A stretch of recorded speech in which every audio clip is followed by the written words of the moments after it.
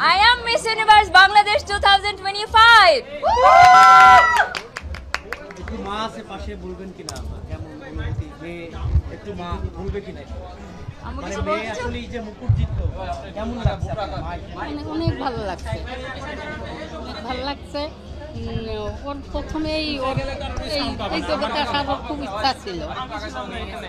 তারপরে ঢাকায় আসলো পড়াশোনা শেষ করে, তখন বললো যে ঠিক আছে আমি চেষ্টা করি, দেখি আমি কত দূরাগতি পারি। তারপর আল্লাহর কি রহমত ছিল, তখন আল্লাহ দিলি এতে ও টিকে গেল।